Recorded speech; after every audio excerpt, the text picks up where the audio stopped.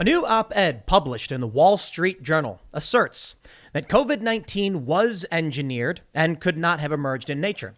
Now, I'm not here to debate the veracity of that opinion piece. I want to point out that it brings us one step closer towards full-scale war with China. Potentially an absurd statement, but for those who have been paying attention, you know exactly why.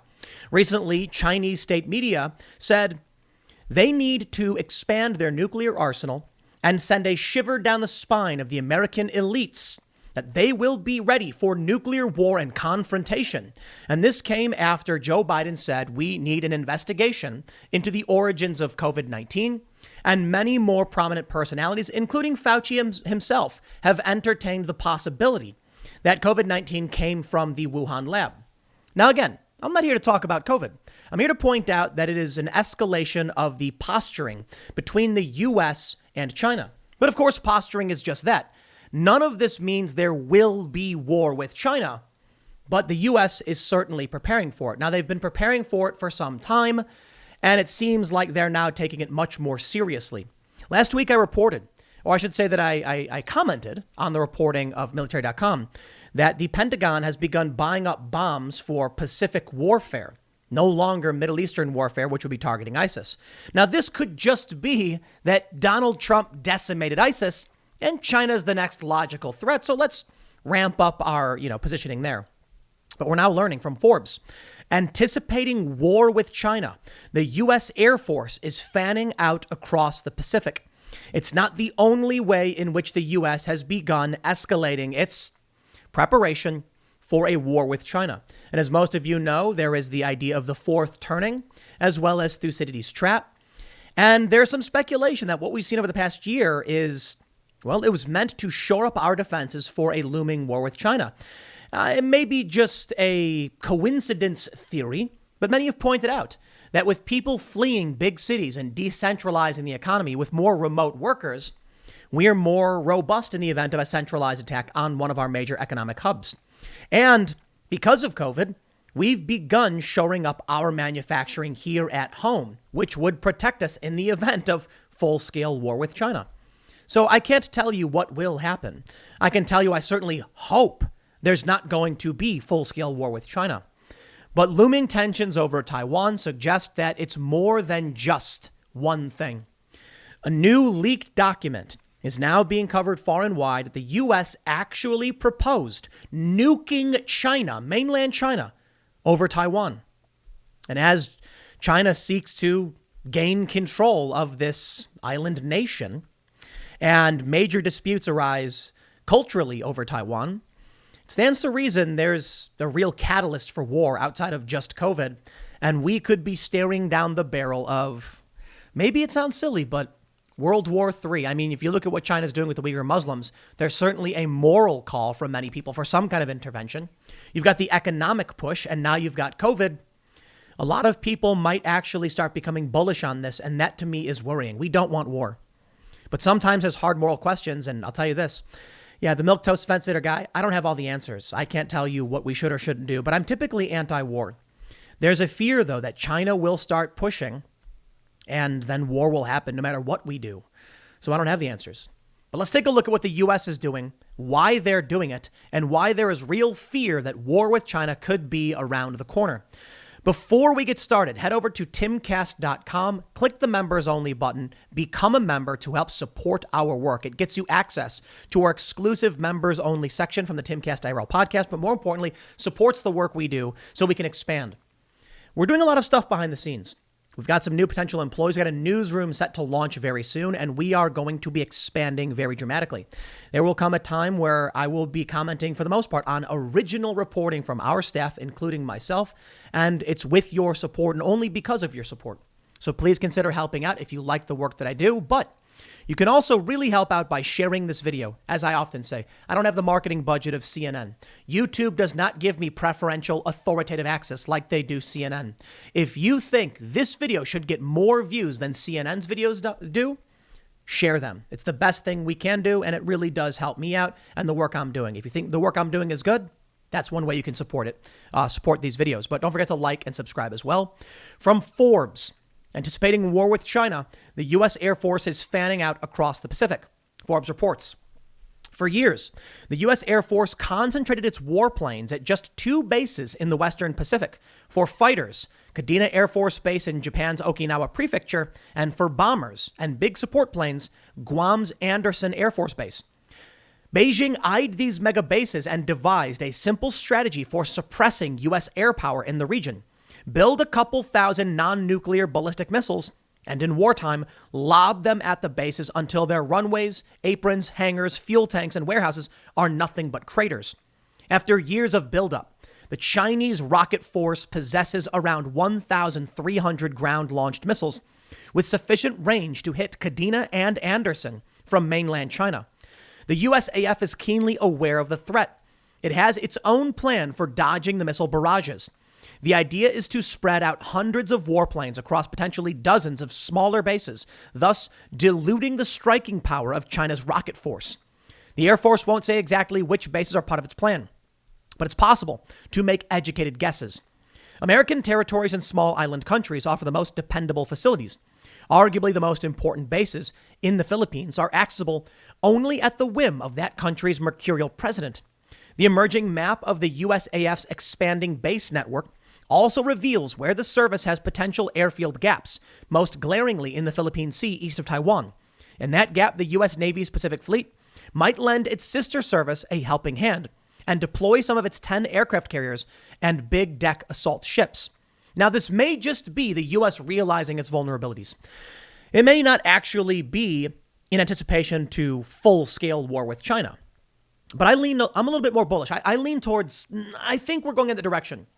Both philosophically, I mean, if you look at history, if you look at things like the Fourth Turning and Thucydides' Trap, there's maybe some speculative reasons why we can anticipate warfare, or I should say historical. It could also be that China they're ramping up their plans against Taiwan. They're ramping up their attempts at seizing the South China Sea. They're bombing Vietnamese fishing boats. Tensions are escalating. Of course, now you have the op-ed about COVID, the COVID origins, and what it means for the West, for Europe and the U.S. Should our economy have been decimated because of the Wuhan Institute of Virology's lab leak? If that's true, Grant, you're going to see a lot of people who are very angry, and they'll demand recompense. They'll demand some kind of reparation China won't be willing to give. They may just say, you know what, screw it. Now, right now, China's saying Australia is exaggerating. Because, Australia recently came out, there was a report that they suggested war with China was also possible, and Australia has been working with the U.S. Now the U.S. all of a sudden is fanning out its air power. U.S. military doctrine is predicated upon air superiority, and now we have the U.S. Air Force fanning out its Air Force, giving it the ability to defend against a very serious assault from China. We recently heard, too, this is months ago now, that the U.S. was moving many of its bombers out of Guam, out of fear that China could wipe it out. This is the result of that. We're getting ready for something. Maybe nothing happens, but we're certainly getting ready for it. I want to make sure I stress that. A lot of people might think anticipation or fear of war or preparation for war means quite literally war will happen. I'm not saying that. And hopefully that's not what happens. Forbes continues. The Air Force maintains a master list of what General Kenneth Wilsbach, the head of the Pacific Air Force, has described as every single piece of concrete in the Pacific region. Quote, we have a plan for all those airfields, and some of them meet the criteria, and they are therefore part of what we call clusters. Wilsbach told Air Force magazine last year, some of the bases are main hubs in the network, others are spokes. Aircraft, fuel, weapons, and supplies, not to mention people, would move through the hubs to smaller spoke bases. The more often people and stuff move, the safer they are from Chinese rockets. That's the theory. An alphabet soup of concepts underpins the new base network. The practice of breaking up 20-plane fighter squadrons and dispersing small detachments of jets to outlying bases is called Agile Combat Deployment, or ACE. Bomber squadrons are practicing their own dispersal as part of the new Bomber Task Force Operation, or BTF. The Air Force plans to reinforce the most austere airfields with pre-packed sets of equipment under the so-called Deployable Air Base System, or DABS.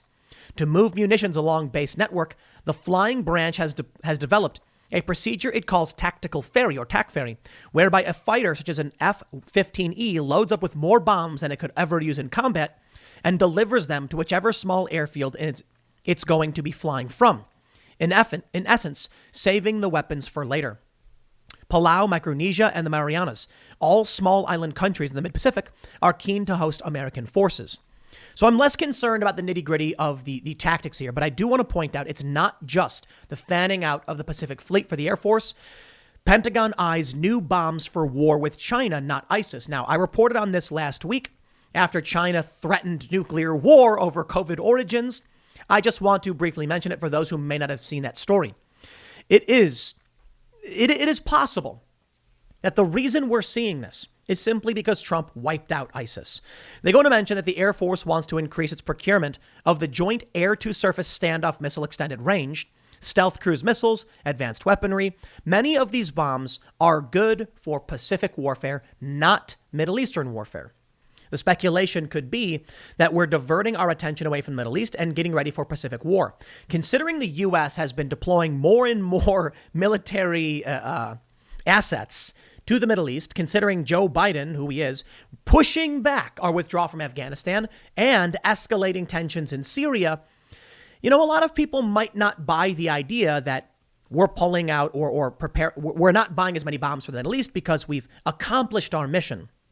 No, I certainly don't think that's the case. I think it's the case of finite resources and revenue. The U.S. can only support so much weaponry, can only buy so much. So although Joe Biden has been more hawkish towards the Middle East, the U.S. is now buying up bombs that would better suit them in Pacific War, in my opinion. The U.S. is gearing up for war in the Pacific, war with China, which may come soon and hopefully doesn't. I want to stress that. But what do you say? Do I say I see all these things happening and it could just be normal? A lot of people are of that opinion. This is normal. It's saber rattling. Nothing's going to happen. It's Cold War stuff. Yeah, but maybe.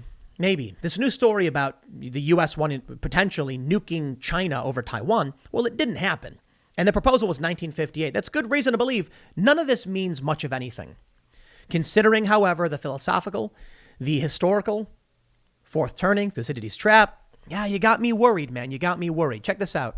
This one I find really the most interesting. General Charles Flynn, brother of former National Security Advisor, takes reins of U.S. Army Pacific. Why Charles Flynn, of all people? I have no idea. You mean General Michael Flynn's brother? Yeah. They say General Charles Flynn took command of U.S. Army Pacific on Friday, vowing to continue transforming the 90,000 soldier force into one that can meet the challenge of a rising China. Quote, today as China trends on an increasingly concerning path, presenting challenge to the free and open Pacific, the Army is charged to change once more, Flynn said during a live stream ceremony at Fort Shafter. Media were not allowed to attend the event. Flynn, the younger brother of Michael Flynn, who briefly served as National Security Advisor under Trump, took the reins from General Paul LaCamera, who will move on to command U.S. forces in Korea. This could be nothing. Could literally be a promotion, so they're moving some people around. Some people I know are getting really conspiratorial with it. I'm not interested in any of those conspiracies about Michael Flynn's brother now commanding the Pacific Fleet. This could just be, Paul LaCamera moving to Korea to use his experience specifically in an area where North Korea is a threat. Maybe it makes sense. But if we're taking someone from the Pacific Fleet commanding U.S. forces in Korea, it could potentially be war with China is coming. It could just be nothing. It could. I mean, look, there was someone in command of this before Flynn. So here's they go on to say, Admiral John Aquilino, head of the U.S. Indo-Pacific Command, welcomed Flynn back to Hawaii during an address at the ceremony. Addressing the audience, the Army's Chief of Staff, General James McConville, praised LaCamera for his part in developing and testing the Army's first multi-domain task force, which is aimed at coordinating air, cyberspace, land, maritime space, and the electromagnetic spectrum in the battle environment. U.S. Army Pacific is also calibrating its force posture to be more agile through pre-positioning supplies in the theater to sustain the force. Maybe nothing, like I said. I'm really trying hard not to be like, war, it's coming, everybody go and hide. I think the signs are here, and I think there's a lot to talk about. Beyond just the breaking news about potential documents from the 50s, we've got actual movements happening. Now, on April 7th, the AP reported on April 7th, U.S. military cites rising risk of Chinese move against Taiwan. The U.S. is very much interested in not allowing that to happen and has been for quite some time. I bring you now to one of the most alarming stories we've gotten for a while, which comes from last month. Jacobin Magazine, which most of you know, socialist magazine, said, the Pentagon seriously contemplated nuking China in 1958. Hey, we're serious. The United States ain't playing around. Newly leaked documents show that U.S. officials in 1958 cavalierly planned a nuclear strike on China over a handful of disputed islands. As Washington once more stokes tension with China, it's a reminder of the callous recklessness at the heart of U.S. foreign policy. Interesting time to release this information. Why was it done? They mention that this latest leak comes from Daniel Ellsberg. They say in the middle of this that Daniel Ellsberg, the whistleblower who leaked the Pentagon Papers 50 years ago, in an effort to end the Vietnam War, has released dozens of pages from a 1966 study revealing just how close the world came to nuclear war while conflict over Taiwan was brewing in 1958. The pages show that the U.S. government's top brass made concerted plans to drop nuclear bombs on China should it try to take not just Taiwan, the headquarters of the anti-communist Chinese nationalists backed by Washington, but several of the offshore islands administered by it. Officials today would be asking themselves the same question that these folks were asking in 1958. Harvard historian Michael Szanyi told the New York Times, which broke the news of the disclosure last week. Ellsberg similarly told the Times they didn't believe the U.S. officials who engaged in such reckless talk then were more stupid or thoughtless than those in between or in the current cabinet. It's important to keep those points in mind while reading the documents themselves, which give a startling view into foreign policy decision-making at the highest levels of the U.S. government and the warped mindset that underlies it. I've got some serious questions about the release of this. Ellsberg, considered to be a hero who helped end the Vietnam War, conveniently drops a document that the U.S. seriously considered nuking China in 1958, particularly over Taiwan. At a time when the U.S. already fears a rising risk from China who wants to take Taiwan, all of a sudden now a document drops where it's like, oh, China, by the way, we will nuke you if you do this. Coincidence? Convenient? Useful idiot? Or attempted deterrence? I honestly have no idea. But I think the message here is clear. The message is to China. What do you think China, the Chinese officials, the military, the Chinese Communist Party, what do you think they are thinking when they see this? First of all, they probably knew it already, but this is a public rattle of the saber, and it comes from Daniel Ellsberg. Okay, so maybe coincidence, but I have to imagine this sends a message. We know you want Taiwan. We know you are training to take Taiwan. Don't forget, we will blow you up with nukes on mainland China if you so much as try it. Really convenient timing for this really, really old document to drop right now of all times. I find it strange. I really, really do. I find it suspect. There's a viral meme going around where they say U.S. intelligence agencies say, weapons of mass destruction in the Middle East. They told us a lot of things to get us into war. Now we're hearing lab leak. We're hearing posturing, saber rattling. Now we're getting this. Man, I am just not a fan of it. You don't know who to trust. I can tell you, there are very serious moral questions about entering war that I can't answer. I can only ask. Do we sit back as China engages in atrocities and expands its footprint, challenging the U.S. at every turn? Do we just sit back as the Uyghur Muslims are abused and put in these concentration camps? Yikes, man. Do we sit back if lab leak turns out to be true? Yikes. What do we do? Look, I don't like war. I don't like the war in the Middle East because we were lied to into getting into it. So how am I supposed to trust these agencies now when they start saying these things? I don't know if I believe that either. And again, the U.S. intelligence agencies haven't concluded lab leak is real. I'm saying I don't know what to tell you. My biggest fear is that media like this emerges and we get swept up in the we must act mentality. As most of you know, if you followed my videos on this issue, when I had Cassandra Fairbanks on Timcast IRL, she said tons of countries engage in atrocities. We don't intervene in all of them. That's true. We don't. It's a really good point. It is a really good point. Why China, though? Well, China's expanding its military operations in the South China Sea. China's building more nuclear bombs, or they're advocating for it. They're expanding into the Pacific. They're apparently in violation of some of these military conventions about expanding military presence in the Pacific. They're doing it anyway. They're sending spies to our colleges. The Thousand Talents program. The U.S. has been arresting these professors who've been in on the take from China. Oh, they're acting against us. There's cyber warfare you can't even see. They hacked Google a few years back, Gmail, targeting some activists. Do we just say, war isn't worth it, so we will let you keep playing dirty? Therein lies the very serious challenge. At what point do we stop and say, if we do nothing, China takes the world? At what point do we say, we will not allow them to keep making these moves? The question then becomes, at what point does China say the same thing about us, especially with Joe Biden firing missiles into Syria? I know Trump did too. I know Obama did too. At what point do they say, why should we sit back while you guys pull this off? It's a really good argument for America first. We shouldn't be involved in this stuff. The fear then is power vacuum. What happens when we let China take the Pacific? What happens when they then take the Panama Canal, when they take more and more and more? Do you want to live under their boot? I suppose if there's anything the woke understand is that they say there is no truth but power. That's not correct, but power can crush truth. And that's the fear here. Who is it? Where's the truth? Is the U.S. correct? They weren't right about the Middle East. They got us involved in that quagmire. I don't know what to tell you, man, other than I'm worried about what the U.S. is preparing for. And I'm also worried about what China is doing and what they will do should no one stand in their way. Now, the people of Taiwan don't think it's going to be a full-scale invasion. The U.S. does. This is from NBC News. They say Taiwan fears quieter Chinese threat.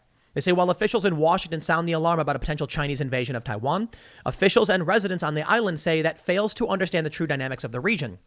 What they're saying in this report is that many in Taiwan believe China will use soft power, political pressure, propaganda, manipulation to gain more and more power in the region.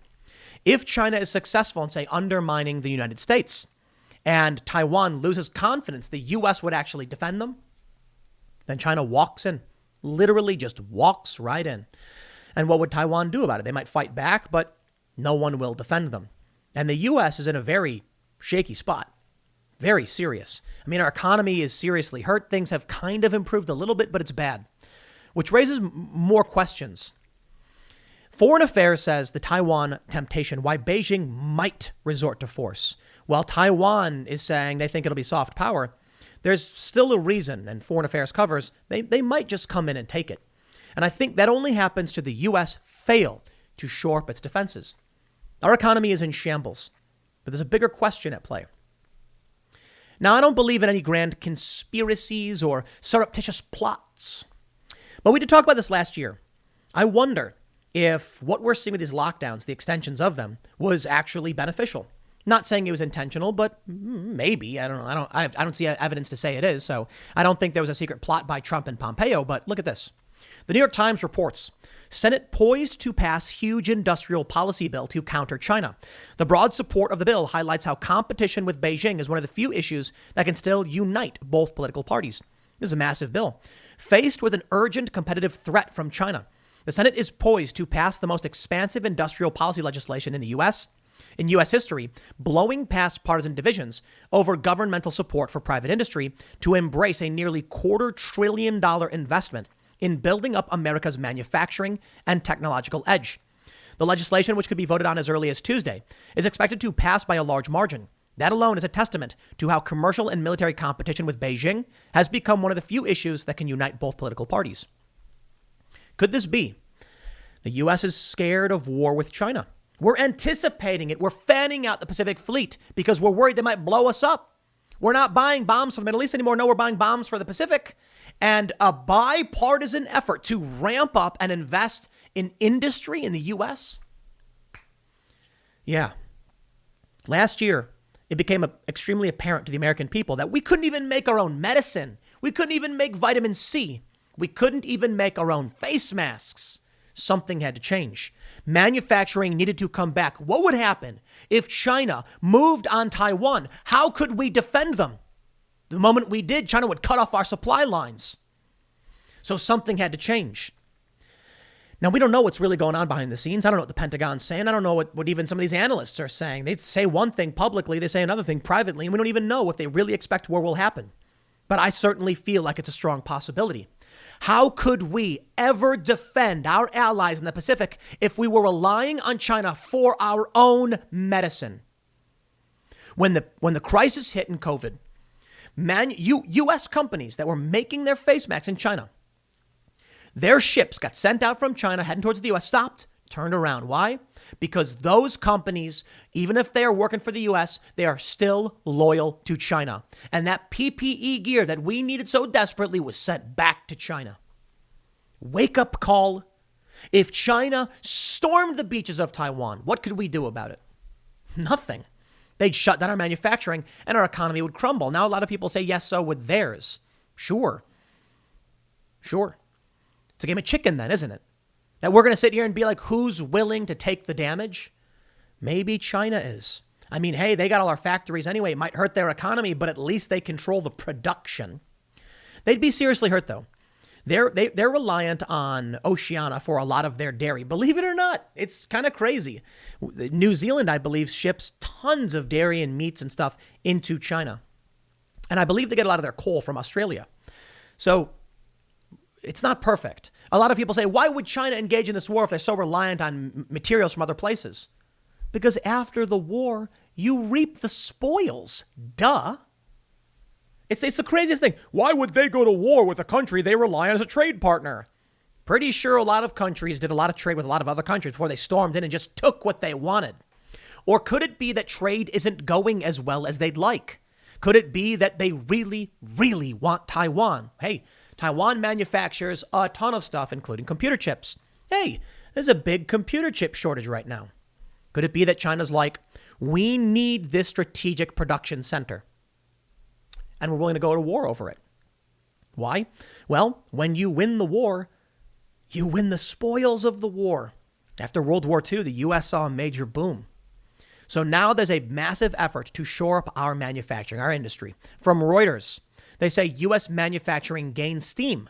Raw material, labor shortages are mounting.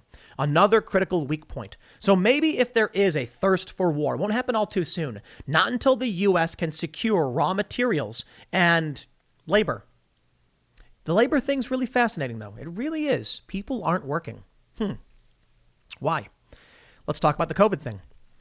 People from big cities moved out of big cities. People from New York, 500,000, moved away, started working remotely, helped decentralize our economy. What if there was a nuclear strike on a major city? Our economy would be seriously injured, seriously crippled. Okay. After the lockdowns, tons of people spread out to all different areas, and many of them still work in the same places, just remotely. That's good. We've sort of decentralized our economy to a bit, so it's safe from a single point of failure. What about raw materials and resources and jobs? Well, guess what? People aren't working at McDonald's anymore. People aren't working at these fast food restaurants. Granted, they're not working at steel mills or farms, but this is a dramatic refocus of what we need. All of a sudden, there's a ton of people who aren't working. They're getting paid not to work, basically, as fast food restaurants desperately beg for labor. What happens when Joe Biden has all of these people who desperately need work? Then he launches his Green New Deal-like plan. Trillions of dollars towards infrastructure. Well, a lot of people don't want to work at McDonald's for $15 an hour, $16. What happens when Biden comes out and says we need to build bridges, roads, and infrastructure for $25 an hour? What happens then when he decides we're cutting off your unemployment? Joe Biden, with this unemployment package, inadvertently or whatever, has a lot of people not working. It's his plan, right? He announces an infrastructure deal. We're gonna pay good. We're gonna pay well. That unemployment's gone. All of a sudden, all of these people sitting by the sidelines, waiting in the dugout for their chance to play, are told, now you got to work. Oh, by the way, tons of construction and infrastructure jobs, tons of manufacturing jobs. Speculation. I have no idea if that's going to happen. But it makes me wonder. You know, behind the scenes, it's not a conspiracy. It's stupid conspiracy theory. We know the government has plans. We know they plan for war. They strategize. If you think they don't, I mean, you're nuts. That's not a conspiracy theory. It's just me wondering, what is the U.S. doing? What are they getting ready for? What are they scared of? Well, these moves in the Pacific mean they've probably been well prepared for war for some time, and now they're making the public moves. If the U.S. thought war with China was going to happen, do you think they would announce their movements first? No. They would secure resources, the economy, planning, infrastructure. Then they would start buying up bombs and moving out the fleet. They don't want to send signals or getting ready for war when we have no infrastructure to support it. Nah, the moves come second. I wonder if this war prep has been happening for some time. I wonder if this is the last. China's imports grow at fastest pace in decades as material prices surge. Interesting. This story from today. They say China's imports grew the fastest pace in 10 years, fueled by surging demand for raw materials, although export growth slowed more than expected. Just speculating. But they're bringing in tons of raw materials and they're not sending things out. I wonder what that's all about. Could be nothing. Could be they want internal expansion and they don't want to send away a lot of the things they make. Or it could be they're pulling in the raw materials, keeping them ashore for conflict or to strengthen themselves. Honestly, who knows? China races to rival the U.S. with its own GPS system. But one analyst says it won't overtake the U.S. yet. Okay, so maybe war doesn't happen in the immediate. Maybe it won't be this year or next year or the year after. Maybe it won't be for 5 or 6 years. Maybe it won't happen at all. China wants its own GPS system. That's right. GPS, as we know it, is U.S. military tech. China really wants to rival us. GPS gives them massive power. They want to rival ours. I feel like war is inevitable, and it scares me. I hope I'm wrong. But so far, the U.S. is prepping for it. China's threatening it. And it seems like the signs are being written on the wall. The fourth turning, Thucydides' trap. Hopefully I'm wrong. I'll leave it there. Next segment's coming up at 8 p.m. tonight at youtube.com/TimcastIRL. Thanks for hanging out, and we will see you all then.